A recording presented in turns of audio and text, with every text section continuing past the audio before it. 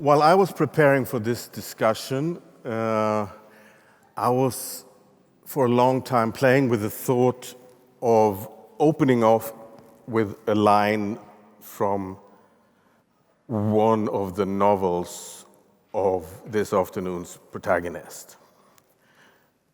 So what's your story? So what's your story, Andrea Tompa? I decided against it, and that was probably for the best, but perhaps we can come back to that line, which is taken from the novel Home, and which is part of a story that says a lot about what we might get into the discussion today. So instead of using that entry, I would do a simple classical presentation. Andrea Tompa is one of the most sensational literary discoveries in recent years. For us who don't master the Hungarian language, her tour de force, Omerta, was published in Hungarian in 2017, in German in translation by Teresia Mora in 2022, and I think last year in English translation. Omerta is, as far as I'm informed, the only book so far available in German, but it made a splash, and not only in Germany, but in the whole German-speaking world, and also among the English. Andrea Tompa was born in Cluj-Napoca in Romania, Klausenburg in Germany, or more importantly, Kolozsvár in Hungarian. It's not unimportant because Andrea Tompa was born into an Hungarian-speaking family and into a sizable Hungarian minority in Transylvania, in Siebenbürgen.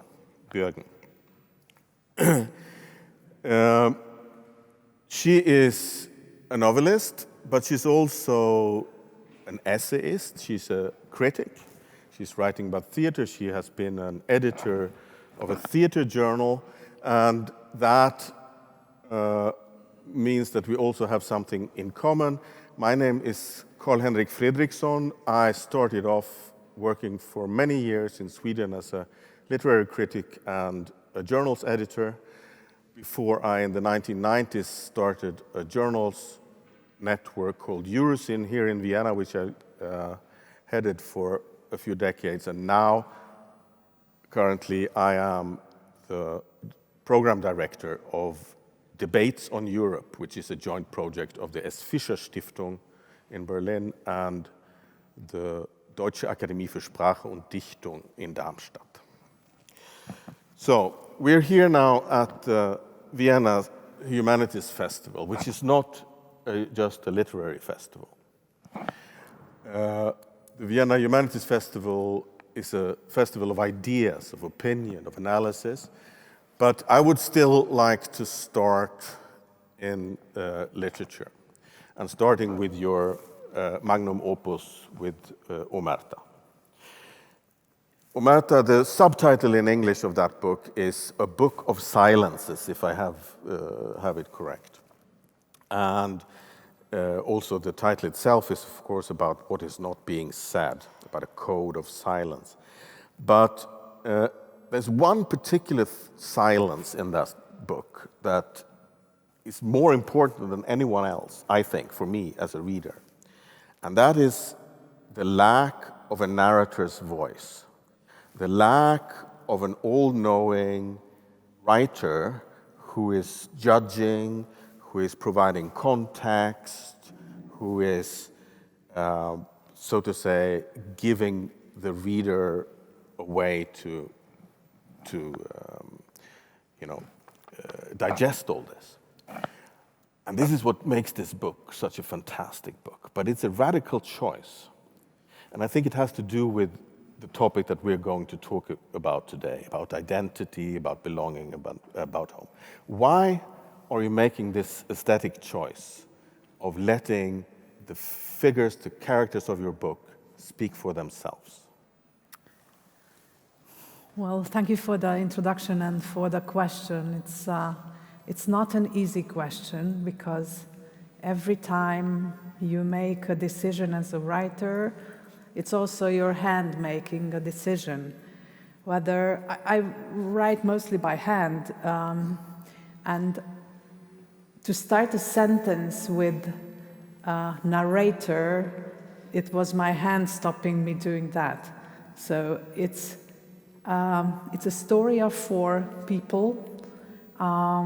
Actually, I wanted to write 5, and I couldn't write the 5th, who should have been a horse, because I wasn't able to find the voice of a horse. But hopefully I found the voices of other people.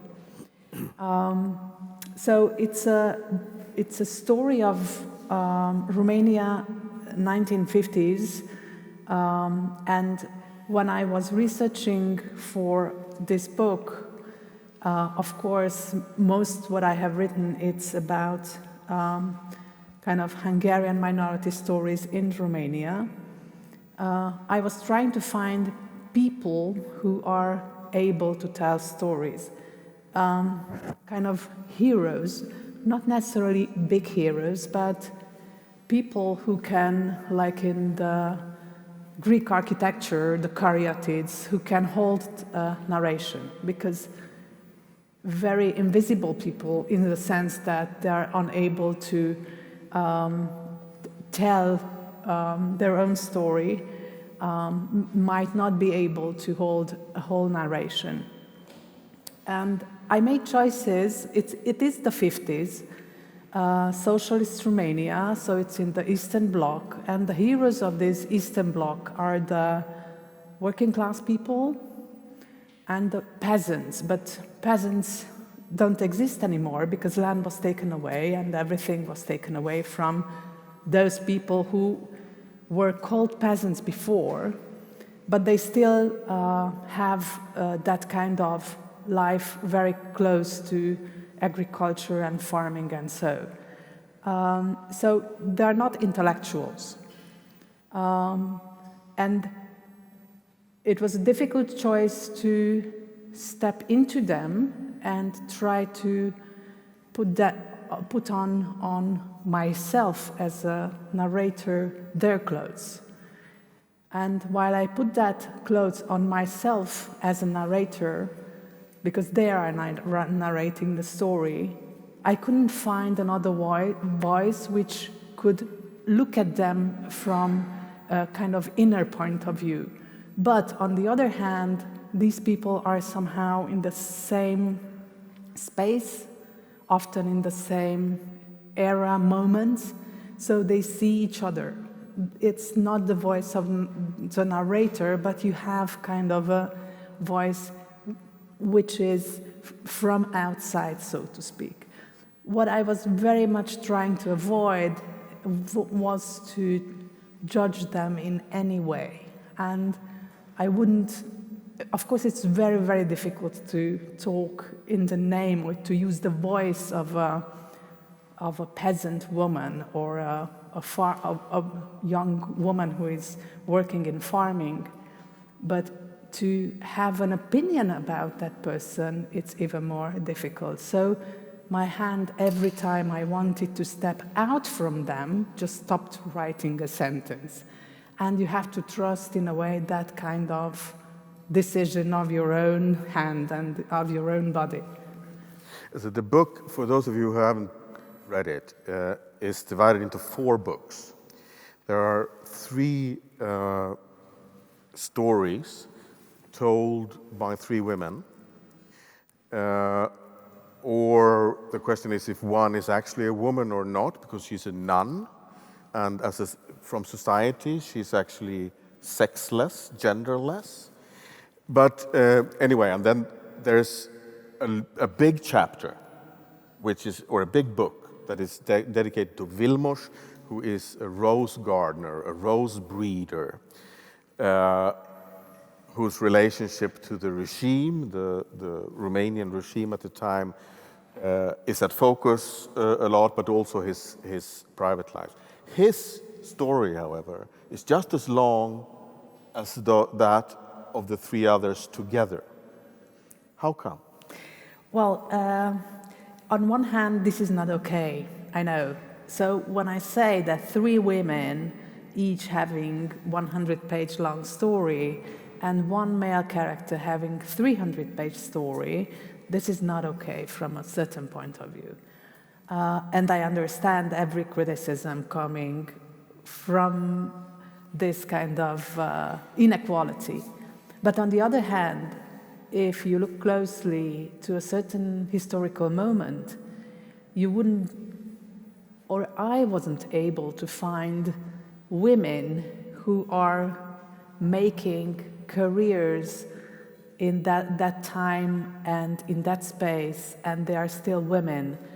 It's a very masculine and, of course, patriarchal moment of history, but no female character would have been able to tell that story which Vilmos was able to tell, because it's about his success as a rose gardener, rose breeder, a kind of metaphor for an artist. And I must make a footnote here. His name is Vilmos because he was born during the Austro-Hungarian monarchy, and lots of male, even people of that social strata were given names like Rudolf, Otto, and Vilmos, Wilhelm. So he is named like the monarch, although he is a very simple person in social sense. He's a working class person. So often when you make decisions as a writer, you understand that this is not okay, maybe, from a certain point of view. But on the other hand, it would falsify history if we put a woman in that situation to tell a story of a big success in a socialist Romania. It wouldn't be okay historically. It's just not true. So I have to take the risk that this is the structure of the book.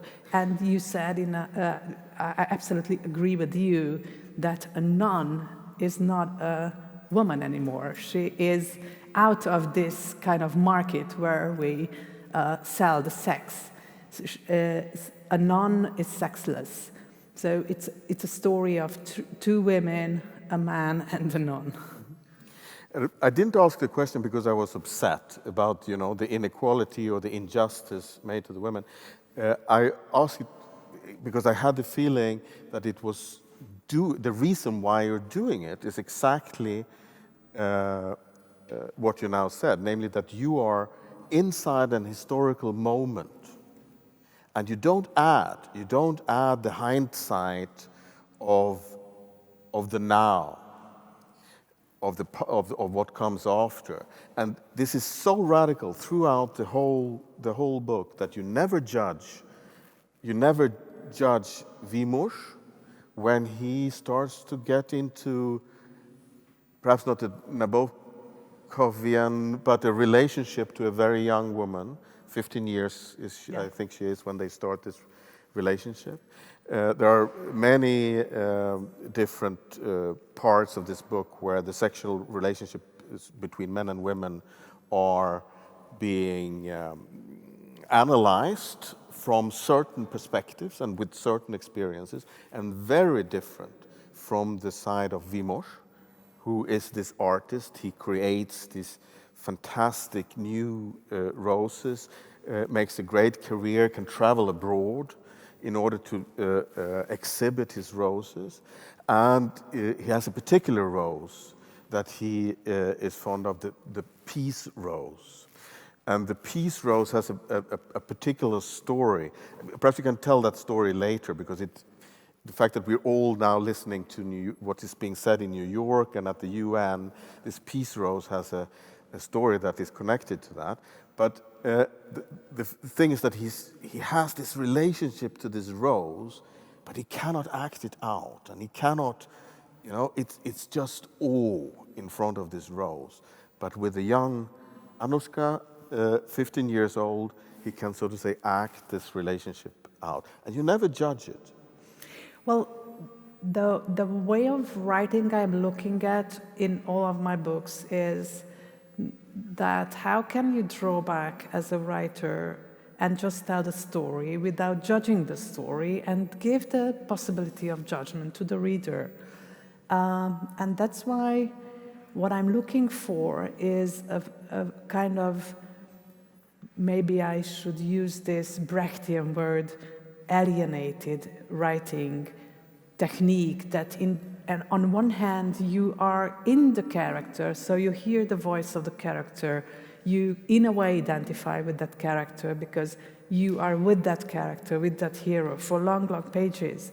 But on the other hand, how can the language create that distance between you and the character, and you start to look at the character and maybe relate to that or even judge it, or say, why on earth this person is doing like that? I don't judge Vilmos becoming a party member and making a big career as a good communist. But these questions should be raised by the reader. So this kind of being inside and outside poetics, so to speak, which is done by the language to be deeply in a story, deeply in a character, in a certain moment, but then trying to find those techniques which will help you to look at that and not to, and this should be a kind of slow reading. I know that in the whole world, this slow is the new sexy world, but literature or art is often slow or mostly slow because you have obstacles in reading, and these obstacles will make you to stop and to reflect and not go very fast. And is like when you walk in Vienna or in Budapest on the streets, you have this Stolpersteine. So those makes you break that automatism of walking and to just flow without thinking, makes you stop and look at a name and look at a story and maybe reflect. So I think this kind of drawing back as a narrator or stepping back as a narrator, on the other hand, creates that kind of writing full of these Stolpersteines without, of course, a Holocaust memory. I'm talking about a language which will force the reader stop and break the automatism of simple digesting. Mm-hmm.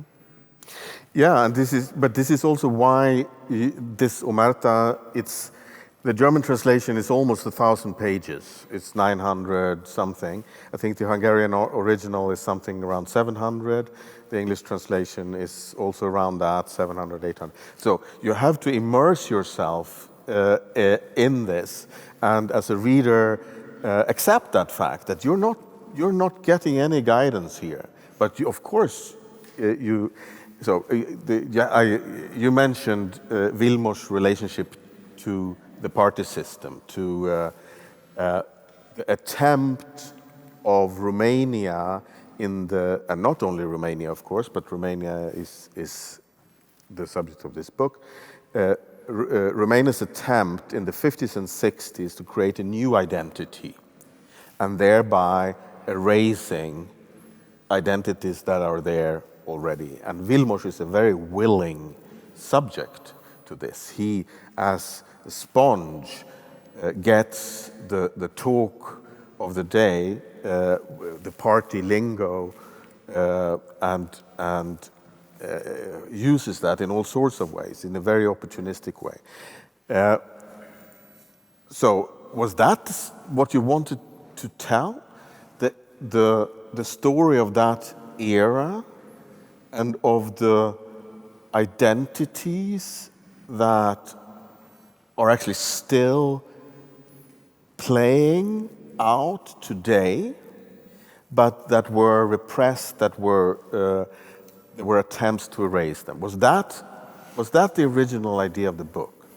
Well, it's very difficult to say what is an original idea because often you have too many and you are trying to link too many things. This often happens with books which are very large.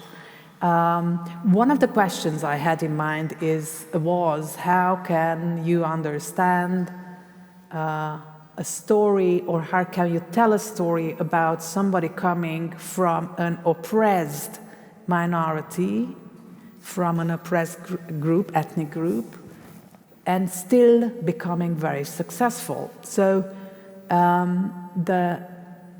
the relationship of power in the case of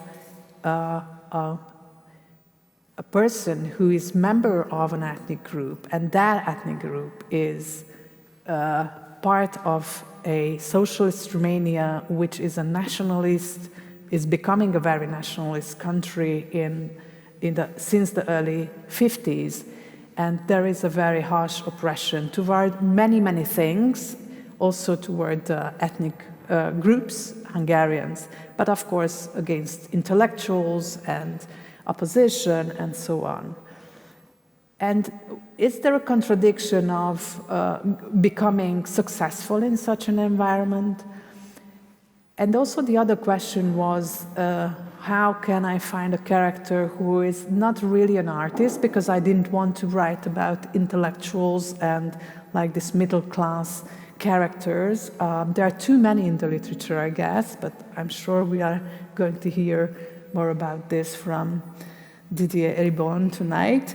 I wasn't interested, I'm almost never interested in this kind of middle-class intellectuals, but how can I create somebody a little bit similar to an artist? And this is how this person became a rose breeder.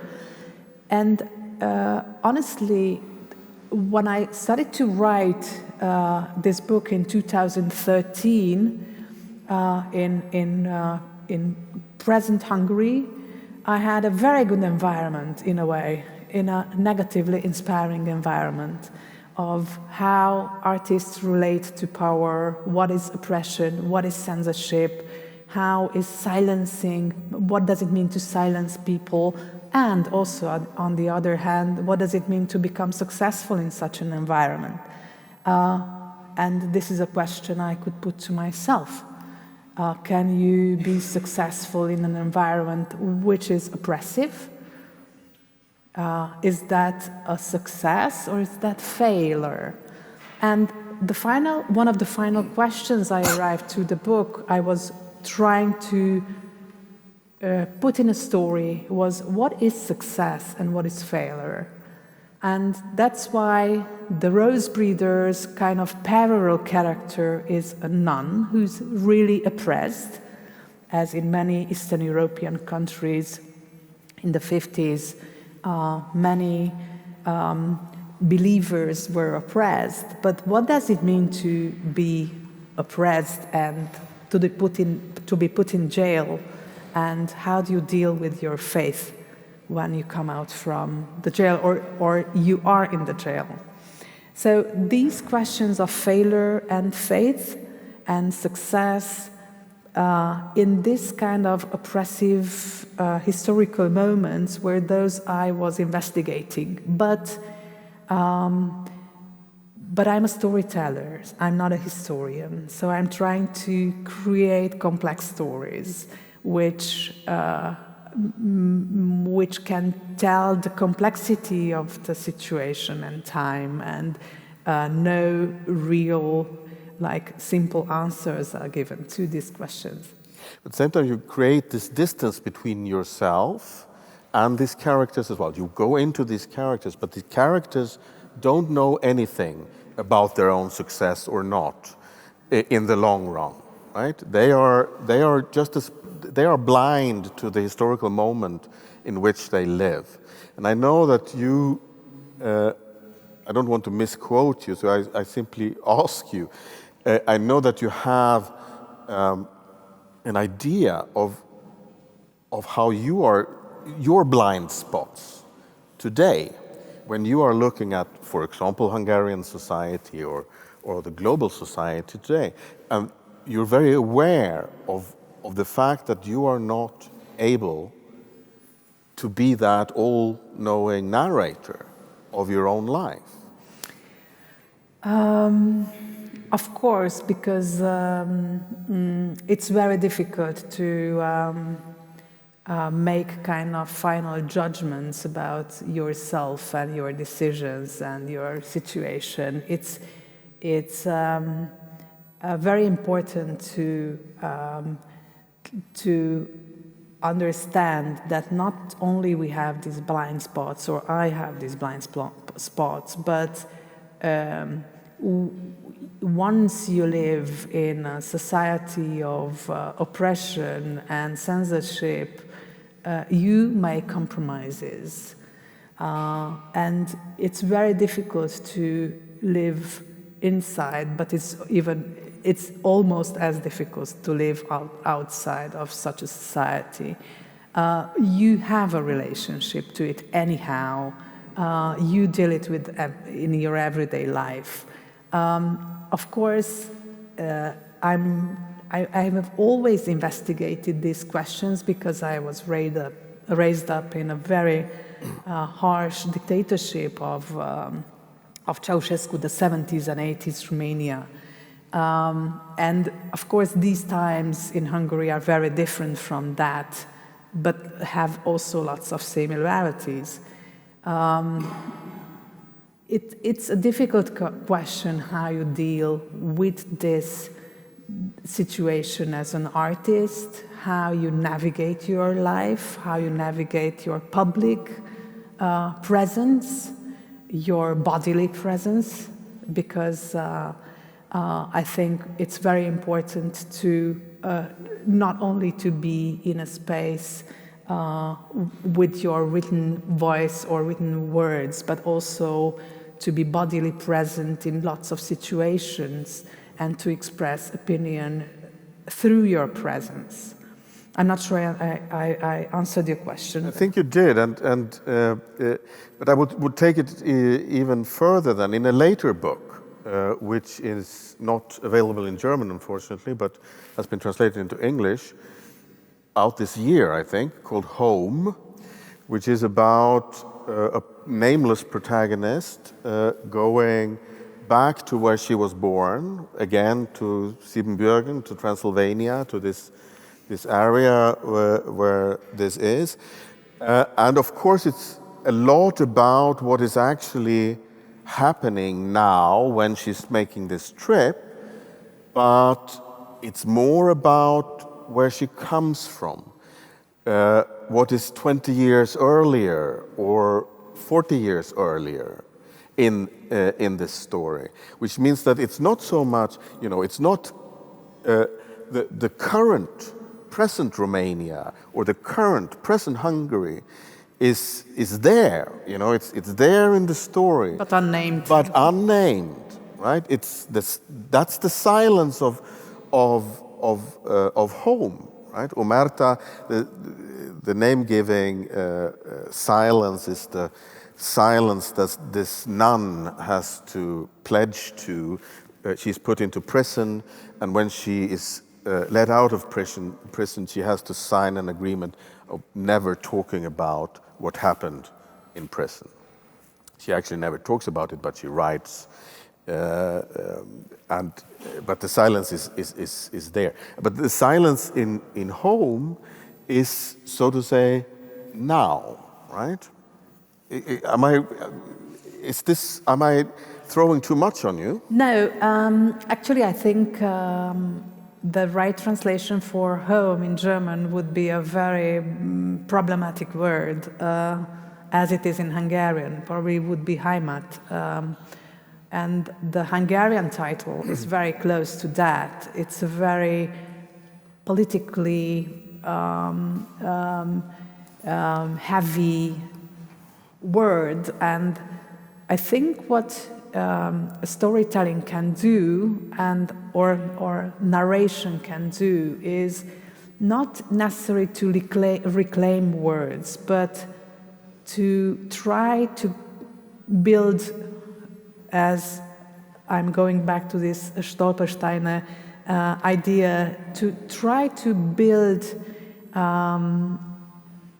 a way to stop and reflect on those narratives which are like contemporary or historical political narratives, and reusing those words and those notions which we tried very much to avoid because it was too much put on them.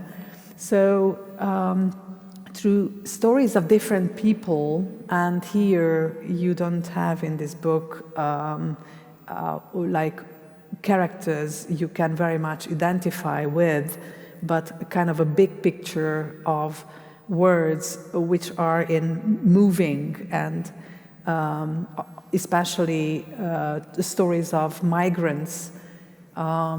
Just a footnote, when I asked a friend in my native town of my age, how many people from your 36-member classroom left, she said that 2/3 left the country. And what I was looking at was this models or different stories of people who left the country and have no home, or on the other hand have double homes, and trying to understand what is really this kind of very deep emotion, why we are so bound to certain places, what bounds us there. It's the nature, it's the people, it's the building, it's our memories. So it's a search of a story.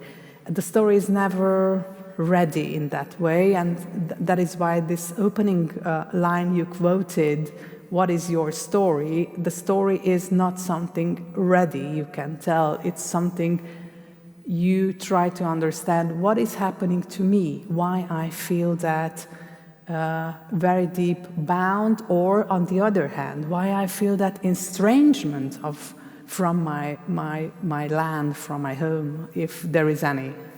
But that is the making this concept, Heimat or home or homeland or identity, indeed, to disarm it, so to make it more complex and to disarm it. However, the trend today, and why that is so important, the trend today is armoring those concepts. It's the weaponization of those concepts. It's the instrumentalization of those concepts. Lea Ypi, the philosopher, was a guest here at the Vienna Humanities Festival. I don't think it was last year, probably 2 years. And this is what is so fantastic with this festival as well, that you have these themes going through, and the world changes, but the themes stay, and you get. Lea Ypi has said that the problem of society today is the script, and the script is one of belonging, of membership, that all the problems that we are facing in globalization, in society, in economics, they are problems of membership. Who belongs? Who is in? Who is out? Who is part of this and who is not? Which means they are problems of identity. And as soon as we solve these problems, as soon as we agree on who's in and who's not, the problems are gone. We have solved this. And her, from where she comes from, Lea Ypi, she says that this is the script of the right, of the political right that is dominating the narrative of today's society. And the big problem is that the left doesn't have a radical alternative to that, because also the left solutions are going into these membership issues, belonging or not belonging. Instead of, for example, using a concept like class. This is what Lea Ypi would say, and class would inherently be a transnational concept. And one can ask, of course, is it really so that class would be a concept that is free of who's belonging, who's a member, who's not, etc.? But at least she points, she goes a long way to point at this problem with what identity and belonging and community actually is, because it's also this exclusion. In Hungary, and we cannot, I'm afraid, Andrea, that we cannot avoid talking about current Hungary as well. And in Hungary, this is perhaps more visible than anywhere else, where the nationalist Christian identity has become the core of the Orban project. He was for a long time known as the one talking about illiberal democracy. He has renamed that now and calls it Christian democracy. So this is the core of his project, right? What can you do as identity is the core of his project? What can you do as a citizen of Hungary, as a public intellectual, which you are as well, as a writer, in putting little needles in that identity concept? Well, to go back to the Omerta book, which was very widely read by people in Hungary with very different political views. I don't know what can I do as a public figure, because I have to figure out it every day, but I know what can I do as a writer. Is trying to write somebody who is a Christian, who believes, for whom Christ is important, and Christ has a current message. I was very, very afraid of writing this character, of course, because of current Hungarian environment, but not only Hungarian, now is unfolding very much in the US too. How can you possibly write in contemporary literature a character who is a believer and for whom Christ has a message, to convince that such a person exists and such a choice can be made, that somebody rejects this kind of our secular word and goes to be a member in a small community and become a nun? Can you convince your reader that such a person can exist? So my answer is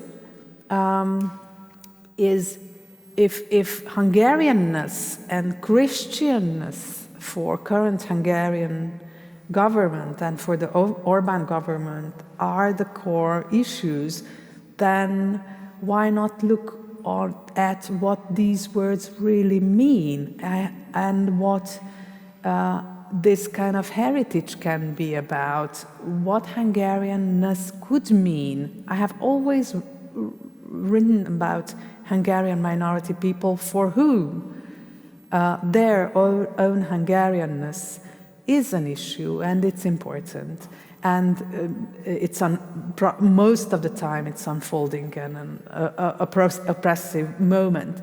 But then the answer is to point out, is this government really a Christian government? I mean, a government which has no mercy at all toward the poor, toward the different, toward the foreigner, toward the migrant. Is this the message of Christianism? I mean, what you can do is to try to look at those questions. At least I did it in this book, Omerta. And it was a very fortunate moment because the 50s did the same thing, rejecting Christianism and creating a new religion, which was communism. And communism is a religion. It's not an ideology in that part of the world, because you can accept or reject an ideology, but a religion is something you have to believe in. So I think it's very important. What I can do is not to reject these words or ideas, but try to go into a relationship, into a real relationship with them. Peter Esterházy, who is a well-known Hungarian writer who passed away a few years ago, very well read in German, he said that our society might be very divided, but we share the same bookshelf. This is a good idea, and I think it might be valid, but what do you do about that huge majority of the society who will not read any books? So we share the shelf, but very few people read. And I think storytelling, and that's why I really believe in the power of storytelling, is something which can make things real and complex and reclaim certain values which are, as you just described, which are jeopardized by political power. Mm-hmm. You wrote an essay, I don't remember where that was. It's a very short essay, but true to your trade, a very complex essay, and it's about faith. Mm-hmm. You remember? It must be. Of course. I didn't publish it in Hungarian because I was 5 years ago or something like that, and it was written in English. Could you describe, because it's extremely illustrative of what you're now saying about the complexity of faith. For example, you take the Russian example, if I remember it correctly now, that someone in Russia now can go around having a concept of his or her faith and thinking that they will end up in heaven or whatever because they are doing what is right. Could you, because you are describing this complexity there so fantastically well. I remember two characters of this essay, and one is it's another nun, a Jewish nun, Edith Stein, who is a German-born Jewish nun becoming Catholic and being the only Jewish nun of the Catholic Church. And the other character is, help me remembering the name of Hitler's filmmaker woman. Leni Riefenstahl. Leni Riefenstahl.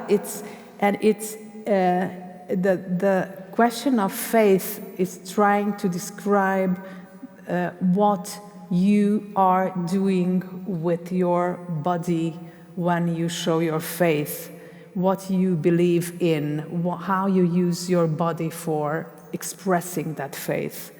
And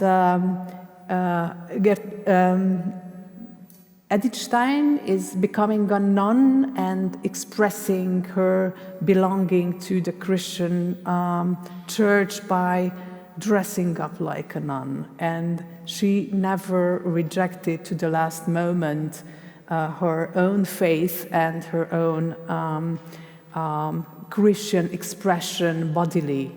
While we know the story of Leni Riefenstahl, I have just seen recently the great documentary about her life, and she is expressing her faith in her body, and she was an actress, as we know, and as an actress she made amazing efforts and like a real sportsman to express that kind of power which she believed in. So you might be talking about a different aspect because I can't remember the Russian story in this essay, but it was long ago I have written that. It's there, but this is illustrating it well as well. But we will soon go to Q&A, but I want to ask you, why didn't you want to publish it in Hungarian? What were you afraid of? No, I wasn't afraid of anything. I mean, I published more serious things, but I couldn't find the right place for it because maybe there is not such a, at the moment it's a long essay. It's not that I can find the right journal which can give space for discussing this problem of faith, which is very tricky, as I just described in Hungary, because of this politically jeopardized language. Yeah. For those of you who don't know that, Andrea Tompa is also a controversial figure in the public sphere of Hungary, an anthology to which he contributed about alternative family, LGBT concepts, families, yeah. LGBTQI+, and etc. Was shredded publicly by a politician. You refused to accept an award, a prize, coming from a certain body in Hungarian cultural life, etc., etc. I just wanted to, add this thing that you have this very clear appearances in the current public sphere of Hungary, and at the same time is making this absolutely fabulous work of nuance and complex work that only literature can do. I just want to add a footnote here. It would be lovely to live in a world when a novelist, a storyteller shouldn't make any statements or shouldn't comment any political events, but my grandmother was one of the founders of the Romanian Communist Party, so we have like a political background on a female lineage in our family. I'm not necessarily, I'm not proud of that, but I'm not judging it. It's in the 1920s when to be a member of the Communist Party meant something very different, which meant later on. But it would be nice to be silent and to do your job as a writer, but it's not really possible for me, at least. I don't think everybody should do the same, but for me, and what you just said, a novel tells things in a very complex and a very slow way for a very few people. When I'm talking at a demonstration, I'm talking to lots of people. It happened a few times. When I make a statement on my Facebook page, that it might have a much bigger impact than what I can ever reach as a writer. So these are very different roles, which I think for myself it's sometimes important to adopt, not all the time, because I think I don't have the kind of knowledge, not the courage, but the knowledge to be able to reflect on the present and to add something to that certain situation. I would challenge you on that, and before we end, I would actually like to pick your brain on the upcoming elections, which will actually be in more or less exactly half a year from now, which is different from the 4 ones that we've had in the past, at least it looks like that. But right now, if there are questions, please raise your hand, and I'm sure someone will come with a microphone.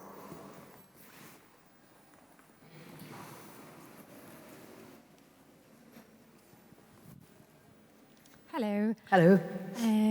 Thank you very much for all the reflections. So your protagonist, from what I understood, they're living in an oppressed society, but they still, you're telling a story of how can you be suppressed, oppressed, and achieve some kind of success. And I was just wondering how you, as a writer, as like you mentioned, as a controversial figure, like how do you function in a society which, in a country which is kind of oppressive? Because I'm from Poland, and for me this is already difficult as a writer and a journalist.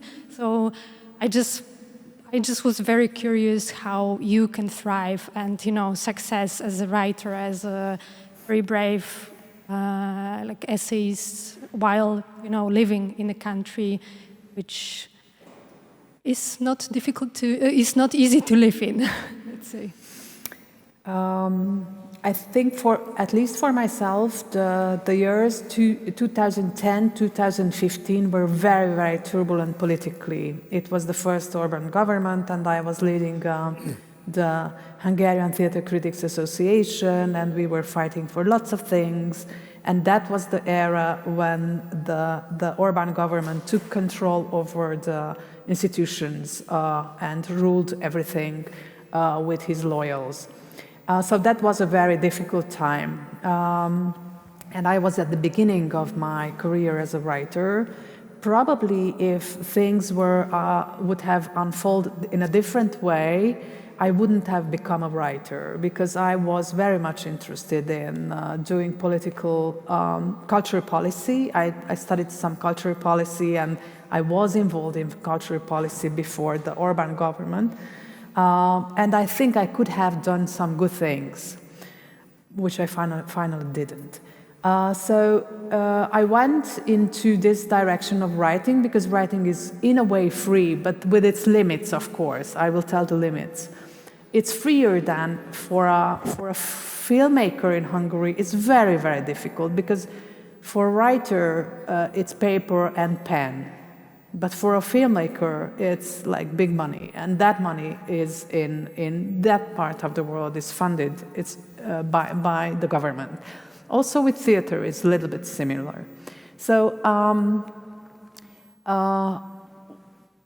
how I function is like, of course, at the beginning of my career, there were these questions as to accept a state award, for instance. Can you accept a state award from a person, from a government which has blood on his hand? So you have to take a decision every time, like focusing on that situation. You cannot make like general decisions. And to try to, for myself, I try to buy my independence. I have an academic position in Romania, which is very good. I teach performing arts. So I'm independent from Hungarian institutions, so I'm free to speak whatever I think I want to. But on the other hand, the publishing house, the big holding of the publishing house, when I'm published, it's bought by company which is very close to the current Hungarian government. It's like buying the Zurkamp by like politically biased people.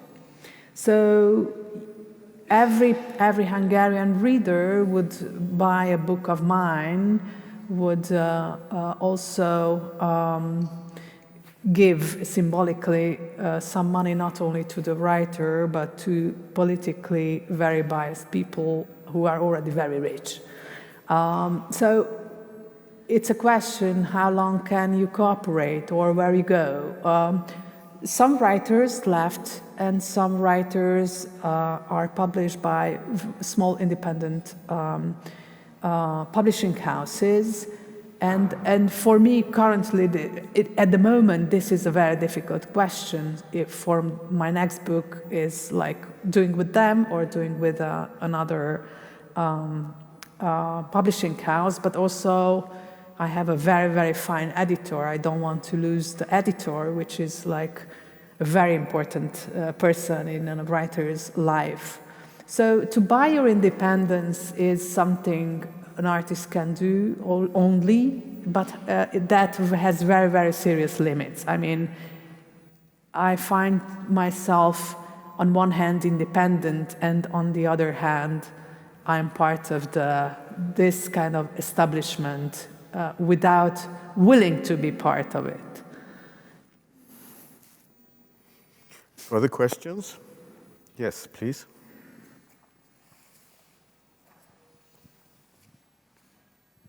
Hi, thanks for the interesting talk. This is sort of 3 related questions on identity.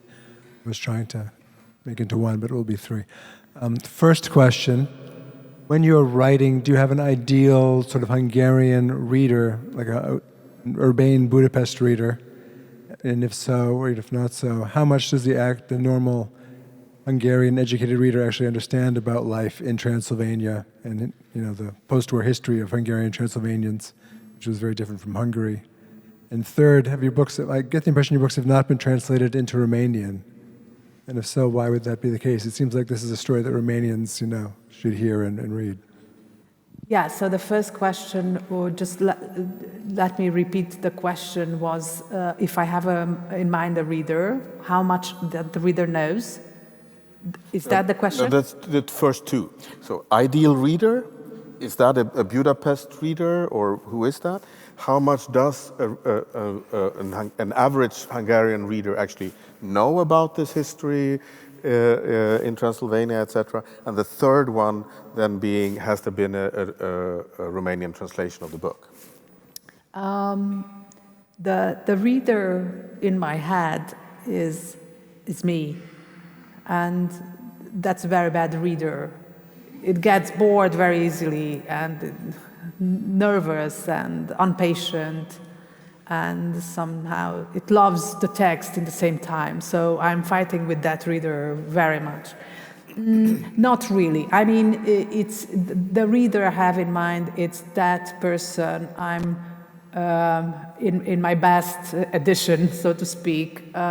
Someone who has the ability to be in a way judging and patient and slow and willing to know what's on the next page.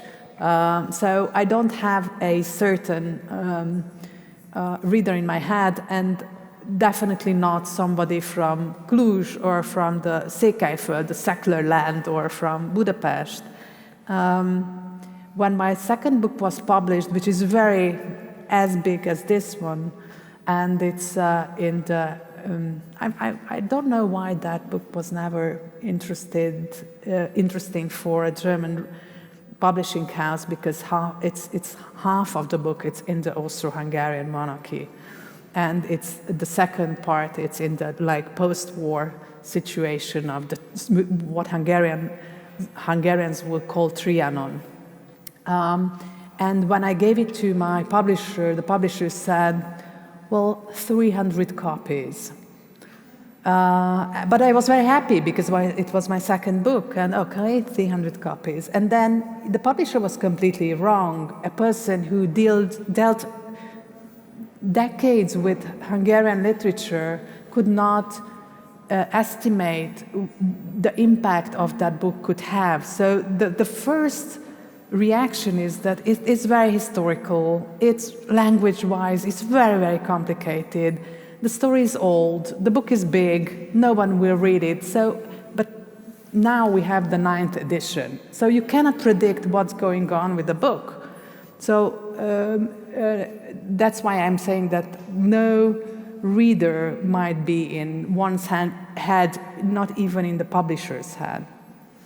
Romanian, it's very, very tricky. I have 5 books in other languages, and now it's coming out my first in Romania, which means that to do this very short distance from Hungary to Romania, where I really belong to, and all my books belong to, you have to go around the world. I mean, you have to have a book in German with good publishing house, not like, but a good one. You have to have some English, and then maybe you might be published by your own land. So you are not a prophet in your own land. But next week, the international book fairs open, and the guest country is Romania, and I am invited there after 20 years of writing for the first time. So it's very difficult to be accepted and to be part of, because Romanian literature, are you part of the Romanian literature as a person writing in Hungarian and living in Hungary? So I think you have the same questions toward Austrian literature or German language literature. Are these writers or books, are they part of the German literature or not? Because what are the boundaries of literature? It's territory, it's language, it's culture. So I will have to skip my last concluding question about the upcoming Hungarian elections because we've run out of time. I'm sorry. Thank you for raising your hands. I'm really sorry. Apropos the what do you know or what don't you know about Romania in the 50s and 60s and the different minorities, etc. Both the English edition and the German edition have an extensive footnote part explaining things, very different actually in the German edition to the English. I have compared both. This is the English edition with a fantastic cover. There's a black cover of the German book. I don't know how many English copies there are left out there, but I know that there are several of the German fantastic translation of Theresia Mora. You have to understand that there are 4 different people speaking in this book, and they are very difficult. It must have been very difficult to get these voices, but also the translator, not only you, have managed fantastically in the German and in the English edition as well, but especially in the German one. So you will sign copies, as I have understood it. So at the book table out there, as quickly as possible. And a big round of applause for Andrea Tompa. Thank you very much.